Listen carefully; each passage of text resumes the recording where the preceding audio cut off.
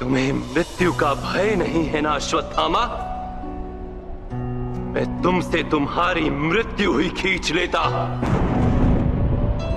तुम्हें अमर होने का अभिशाप देता हूं। अच्छा, अश्वत्थामा जी खड़े थे मेरे सामने, लेकिन मैं उनको जरा से भी पहचान नहीं पाया। अपने एक सच्ची घटना के बारे में, सातों चिरंजीवी में से एक अश्वत्थामा जी के बारे में।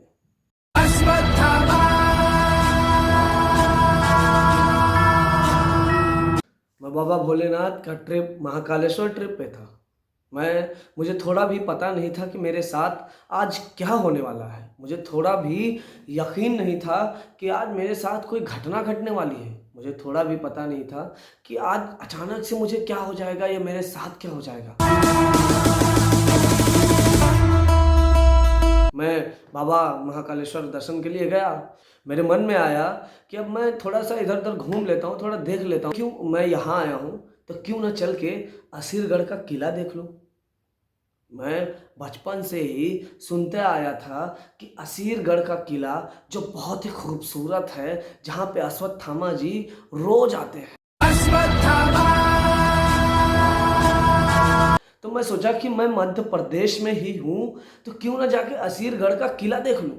सोचा अब मैं जाता हूँ, असीरगढ़ का किला देखता हूँ। असीरगढ़ का किला देखने के बाद मैं घर वापसी करूँगा। मैं जैसे स्टेशन पे गया तो वहाँ से मुझे पता चला कि यहाँ बुरहानपुर के लिए कोई डायरेक्ट ट्रेन नहीं है। तभी मुझे किसी ने बताया कि यहाँ से डायरेक्ट ट्रेन नहीं है, आप ऐसा करो, यहाँ से इटारसी चले जाओ। इटारसी जाने के बाद आपको डायरेक्ट बुरहानपुर के लिए कुछ ना कुछ मिल जाएगा। मैंने भी सोचा ठीक है।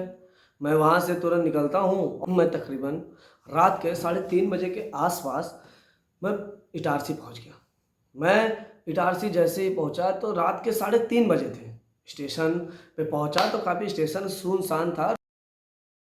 पहुँचा तो मैं बाहर निकला तो वहाँ पे 3 ऑटो वाले खड़े थे। बाहर 3 ऑटो वाले खड़े थे। मैंने ऑटो वाले से पूछा कि भैया मुझे असीरगढ़ जाना है, आप छोड़ दोगे क्या?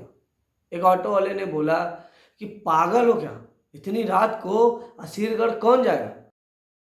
तुम एक काम करो, ये स्टेशन पे जाके सो जाओ, सुबह उठते ही तुमको बस मिल जाएगी, कोई ना कोई टैक्सी मिल जाएगी, तुमको वहाँ असीरगढ़ के किले में छोड़ देगी। मैंने सोचा और इन लोगों को देखा और मैंने भी सोचा कि रात का समय है तो जाता हूँ, मैं स्टेशन सो ही जाता हूँ। मैं गया स्टेशन, सो गया। काफ़ी दिनों से मैं चल रहा था, काफ़ी दिनों से ट्रेवल कर रहा था, तो फिर मुझे नींद ऐसी आई कि मुझे पता नहीं चला कि सुबह कब हो गई। अचानक से एक शख्स आता है जो सीआरपीएफ का जवान था। वो मुझे ऐसे ऐसे करके करता है कि ए भाई, इधर क्या कर रहा है, सुबह हो गई, कहाँ जाना है? मैंने इसको ऐसे देखा। मैंने बोला सर मुझे ये असीरगढ़ जाना है। तो मैं सो गया था, थक के सो गया था। बोला ठीक है, जाओ और निकलो यहाँ से, चलो। मैंने भी गया। मैं वहाँ से अपना चद्दर वद्दर जो भी था बिछाया हुआ था सब कुछ उठाया रख लिया और फिर मैं फ्रेश व्रेश हुआ और मैं बाहर निकला। स्टेशन के बाहर निकला तो वहाँ पे एक बस लगी हुई थी बुरहानपुर असीरगढ़ की, जिसपे साफ साफ लिखा था बुरहानपुर असीरगढ़। मैं वहाँ बाहर गया तो मैं बस में बैठ गया। फिर भी मुझे पता था कि असीरगढ़ जाने वाली है, फिर भी मैंने कंडक्टर से सोचा पूछ लेता हूँ।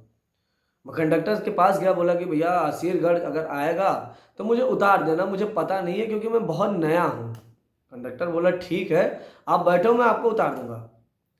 बाकी मैं बस में बैठ गया। बस अच्छे से चल रही थी। वहाँ के खूबसूरत वादियों का मज़ा लेते हुए मैं धीरे धीरे धीरे धीरे ट्रेवलिंग करते हुए जा रहा था।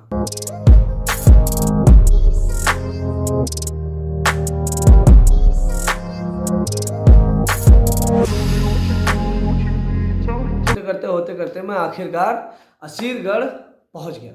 कंडक्टर बोला कि भाई साहब आप उतर जाओ, आप असीरगढ़ आ गए हो।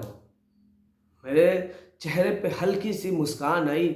मैं उतरा और वहीं पास में खड़े एक शख्स से पूछा कि भाई मुझे असीरगढ़ के किले पे जाना है, तो कैसे जाना होगा?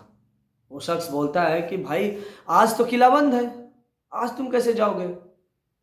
मैं चुपचाप खड़ा रहता हूँ। मुझे कुछ समझ में नहीं आता है कि मतलब मेरे ही साथ क्यों हो रहा है। मैं आज पहुँचा हूँ, अभी अभी मैं जाने के लिए कितनी मेहनत से, कितनी मिन्नत करके यहाँ पे पहुँचा हूँ और ये आदमी बोल रहा है कि आज किला बंद है। मैंने बोला भैया कोई भी रास्ता हो तो प्लीज़ आप मुझे एक बार असीरगढ़ का किला देखने दीजिए। मैं बहुत दूर से आया हूँ और मैं पहली बार आया हूँ, मुझे कुछ पता नहीं है कि आज बंद है कि आज खुला है। वो बोला देखो भैया यहाँ सब बन रहा है तो आज किला बंद है, आप किसी और दिन आइएगा और किला घूम लीजिएगा। मैं थोड़ा सा दुखी हो गया और दुखी मन से मैं वापस आने लगा। मैं दुखी मन से वापस आने लगा तो सीढ़ी पे उतर रहा था, धीरे धीरे सीढ़ी उतर रहा था। तभी क्या है कि मेरा रास्ते पे एक बंदर आया, दो बंदर आया, तीन बंदर आया। ऐसे करते करते मेरा रास्ता पूरा बंदरों से ब्लॉक हो गया। मेरा पूरा रास्ता बंदरों ने ब्लॉक कर दिया। मुझे कुछ समझ में नहीं आ रहा था कि मेरा रास्ता क्यों इन लोगों ने ब्लॉक कर दिया। मुझे थोड़ा टेंशन था। मैंने सोचा होगा बंदर है, जंगल है तो आते होंगे। मैं उन लोग को हटाने लगा, ऐसे हटा रहा था कि हट जाने दो मुझे, अब मैं क्या करूँगा यहाँ रुक के। तभी मैंने देखा कि नीचे से एक आदमी आ रहा है और मुझे देख रहा है। जैसे ही वो आदमी थोड़ा सा ऊपर आया, सारे के सारे बंदर अपने आप हट गए। मैं भी आश्चर्यचकित हो गया कि भैया इस आदमी को देखते हुए ये सारे के सारे बंदर कैसे हट गए। उस आदमी ने मुझसे पूछा कि ए भाई तुम यहाँ क्यों खड़े हो, कहीं जाने के लिए आए हो क्या? मैंने बोला देखिए भैया मैं यहाँ असीरगढ़ का किला देखने के लिए आया था, लेकिन मेरी किस्मत इतनी ख़राब है कि मैं किला देख नहीं पाया, आज किला बंद है। वो थोड़ा सा मुस्कुराया, बोला कि मैं ऊपर ही जा रहा हूँ बैग लेने के लिए, अगर तुमको देखना है तो मेरे साथ चलो। मैंने भी तुरंत सोचा कि अच्छा है तो भगवान की कृपा हो गई। ये कैसे होगा कि आज तो किला बंद है, लेकिन इस शख्स ने मुझे अंदर ले जाने के लिए अपने आप कैसे बोल दिया। मैंने भी सोचा कि आज तो कृपा होगी भगवान की। अभी तक मैं भगवान को कोस रहा था कि मैं इतना दूर से आया, बाबा भोलेनाथ का दर्शन करने के लिए आया, किला देखने के लिए आया, लेकिन अभी देखो मेरे साथ क्या हो रहा है। लेकिन कहते हैं ना कि जब भगवान साथ हो तो कुछ भी होता है। वो आदमी बोला कि मैं रास्ते में ऊपर जा रहा हूँ बैग लेने के लिए, मैं यहाँ काम करता हूँ और चलो तुम भी वहाँ देख लेना, लेकिन भाई जल्दी करना। मैंने बोला हाँ आप प्लीज़ मुझे लेके चलिए, मैं फटाफट देख के फटाफट बाहर आ जाऊँगा। हम दोनों वहाँ पे गए, जो रजिस्टर फिल करते थे हम लोगों ने फिल किया, फिर मैं किले के पास पहुँच गया। अंदर मैं किले के पास जैसे ही पहुँचा, मैंने देखा कि किला काफ़ी खूबसूरत था। मैंने चेक किया राजा रानी सब ये सब कहाँ रहते थे, रसोईया मैंने देखा होगा। अपना फ़ोन निकाला और फ़ोन निकालते ही मैंने ये फ़ोटो वोटो लेना स्टार्ट कर दिया। फ़ोटो वोटो लिया, फिर फ़ोन रखा। तभी मेरी अचानक से ध्यान पड़ती है वहाँ एक शिवलिंग पे। वहाँ असीरगढ़ के किले में एक शिवलिंग पे मेरी ध्यान पड़ती है। तो मेरे दिमाग में आता है अरे बाबा तो यहाँ भी है। मैं सोचा अच्छा ठीक है, इतने दूर से मैं आया हूँ तो मैं क्यों ना बाबा भोलेनाथ को एक जल चढ़ा दूँ, दर्शन कर लूँ इधर ही। तो मैं वहाँ जैसे ही पास में पहुँचा, मैं वहाँ देखा कि शिवलिंग पे पहले से ही कुछ सफ़ेद फूल चढ़ाए हुए थे। तभी मेरे मन में अश्वत्थामा के बारे में नहीं आया था कि अश्वत्थामा यहीं पे आते हैं। मैंने तो बहुत सुन रखा था कि असीरगढ़ के किले में आते हैं, सबसे पहले फूल चढ़ाते हैं, पूजा करते हैं, लेकिन मैं सोच नहीं पा रहा था क्योंकि काफ़ी सारी व्यस्तता होने आने जाने और ट्रैवल के कारण मैं ये भूल गया था कि अश्वत्थामा जी यहाँ पे आते हैं। वही बगल में ही रखा हुआ एक लोटा मैंने देखा। मैंने बोला होगा कोई पूजा वूजा करके गया होगा। मैं बगल में गया और लोटा उठाया और बगल में ही वो जल कुंड था। मैं सोचा यहाँ से चलता हूँ, थोड़ा जल निकाल लेता हूँ और बाबा को चढ़ा देता हूँ। मैं जैसे ही जल के पास गया, जल भरने लगा, तभी देखा एक लंबा चौड़ा 6 फीट का शख्स खड़ा हुआ था। शरीर पे पूरा शॉल ओढ़ा हुआ था उसने और यहाँ पे कुछ बांधा हुआ था। मैंने इतना ढंग से तो नहीं देखा, लेकिन इतना पता है मुझे कि वो बहुत लंबा चौड़ा, मतलब आम आदमी से बिल्कुल अलग था। मैं उसके पास गया तो मैं उसको देख रहा था। मैं सोचा इतना बड़ा आदमी मैं पहले कभी देखा नहीं, ये कौन है। मैं जैसे ही जल भरने लगा तो देखा कि वो फूल तोड़ रहे थे। मैंने भी सोचा कि आज किला बंद है, ये आदमी फूल तोड़ रहा है। मुझे कुछ समझ में नहीं आया। मैं अपना जल लिया, जल लेके किले पे गया। ऐसे ही शिवलिंग के पास पहुंचा कि मैं देखा कि वो आदमी पहले से ही वहां बैठा हुआ है। वहीं पे मेरा माथा ठनका। मैंने सोचा अभी तो ये आदमी नीचे मेरे साथ फूल तोड़ रहा था वो, और अभी ये देखो यहाँ ऊपर कैसे आ गया। मेरा दिमाग वहीं सोचना बंद कर दिया, सोचना बंद कर दिया। मेरे दिमाग में बस ये बार बार आ रहा था कि ये अभी नीचे था, ये ऊपर कैसे आ गया। मैंने बोला कि भाई अभी आप तो नीचे थे, आप ऊपर कैसे आ गए। वो बोले कि मैं तुमसे पहले यहाँ पे आया हूँ बेटा, और मैं पहले से ही यहाँ पे बैठा हूँ, तुम बाद में आए हो। मैंने भी बोला कि हो सकता है मेरे ही साथ कुछ हो गया हो, मैं थका हूँ, इस वजह से मुझे सब दो दो दिखाई दे रहे हैं। फिर मैं क्या है, मैं शिवलिंग पे जल चढ़ाने लगा। तभी मुझे कुछ मंत्र की आवाज़ आने लगी। मैं जल चढ़ा रहा था और वो जो सामने बैठे थे वो जल चढ़ाने वाला मंत्र बोल रहे थे। मेरे भी दिमाग में आया कि ये आदमी मैं जल मैं चढ़ा रहा हूँ और मंत्र ये बोले जा रहे हैं। मैंने बोला कि सर आप कौन हैं। उन्होंने बोला कि मैं यहाँ का पुजारी हूँ, वो सामने दूर देखो वो छोटा सा जो घर देख रहा है वो मेरा घर है, मैं वहीं पर रहता हूँ। मैंने बोला कि किला में इसका घर है, ये पुजारी हैं, बाहर किला बंद है, काम चल रहा है। मैंने भी थोड़ा जल वल चढ़ाया, पुजारी से बात किया। तो मेरी आदत है कि मैं थोड़ा सा फ़ोटो वोटो खींचने का, तो मैंने फ़ोन निकाला और बाप बोला कि आप भी आ जाइए, फ़ोटो खींच लेते हैं हम लोग साथ में। वो बोले हाँ बिल्कुल, क्यों नहीं। मैं ऐसे फ़ोन लिया और फ़ोटो खींचा, फ़ोटो वोटो खींचा। फिर मैंने और सारे चीज़ों के फ़ोटो वोटो खींचा। मैं सोचा कि अब मैं चलता हूँ, मुझे देर हो गया। मैं फिर से माथा टेकता हूँ और बाहर की तरफ निकलता हूँ। बाहर की तरफ जैसे ही निकलता हूँ, वो जो भैया मुझे लेके आए थे ऊपर, वो बोले कि बहुत देर कर दिया यार तुमने, तुम तो बोले थे कि मैं जल्दी आऊँगा। वो जो पुजारी जी है ना, उन्हीं से थोड़ा बात करने में मुझे टाइम लग गया।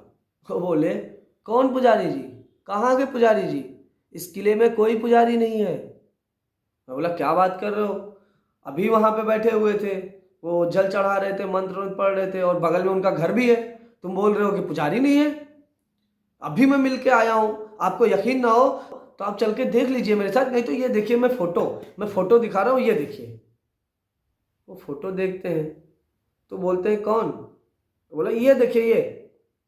मैं भी देखता हूँ तो उस फोटो में सिर्फ मैं ही था, वो नहीं थे।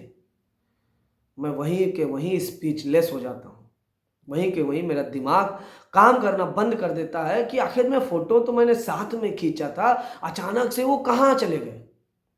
उन्होंने हाथ जोड़ा और बोला कि बेटा तुम बहुत लकी हो, तुम बहुत लकी हो, तुमको साक्षात अश्वत्थामा जी के दर्शन हुए हैं।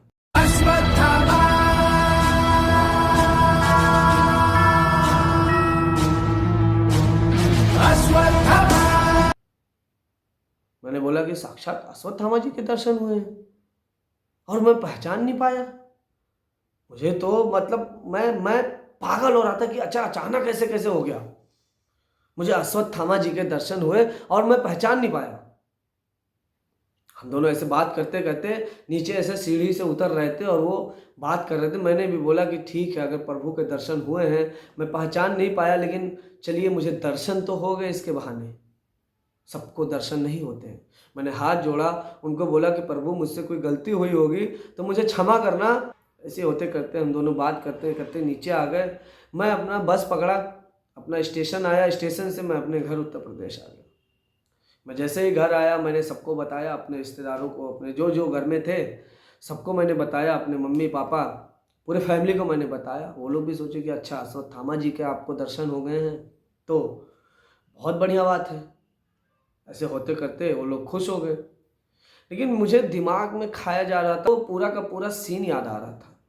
कैसे वो बैठे थे, कैसे वो फूल तोड़ रहे थे, कैसे लंबे चौड़े थे, कैसे यहाँ पे बांधा हुआ था, शॉल ओढ़े हुए थे, और मैं पहचान नहीं पाया। मुझे कहीं ना कहीं दुख भी था और खुशी भी थी कि मैं उनको मिला और देखा और पहचान नहीं पाया। मैं ऐसे करते करते करते सो गया। तभी मुझे एक सपना आता है, कोई मेरा पीठ ऐसे ऐसे करके मुझे जगा रहा है। मैं ऐसे आंखें खोलता हूँ तो देखता हूँ कि वही शख्स खड़े हुए हैं सामने, वही शख्स मेरे सामने खड़े हुए हैं, अश्वत्थामा जी मेरे सामने खड़े हुए हैं। बाद में पता चला कि मैं सपना नहीं देख रहा हूँ, मैं सच में देख रहा हूँ। वही शख्स मेरे सामने खड़े हुए हैं, उनके माथे से ऐसे खून निकल रहा था और वो शॉल ओढ़े हुए थे। वो मुझसे बोल रहे थे कि तुम मुझसे मिले, मुझे थोड़ा सा हल्दी चंदन नहीं दे पाए थे, मैं अपना घाव ठीक कर लेता। इतना ही सुनते मैं बहुत तेज से चिल्लाया, अपने बहुत तेज से आवाज दिया, पूरी फैमिली मेरी अंदर आ गई। मैं बोला कि ये अश्वत्थामा जी देखिए मेरे सामने ही खड़े हैं। वो बोले कौन अश्वत्थामा, कहाँ, यहाँ तो कुछ नहीं है। मैं सोचा कि ये क्या हो रहा है मेरे साथ, मुझे कुछ समझ में नहीं आ रहा है। मुझे कुछ समझ में नहीं आ रहा था, मुझे कुछ दिखाई नहीं दे रहा था। मैं बस समझ रहा था, मुझे लग रहा था कि मैं पागल हो जाऊंगा। मुझे लग रहा था कि मैं अभी पागल हो जाऊंगा। मैंने ये क्या देख लिया, मैंने ये प्रभु के दर्शन किए और ये दोबारा मुझे दर्शन हुए, ये क्या मतलब, मैं कुछ इसका मतलब समझ नहीं पा रहा था।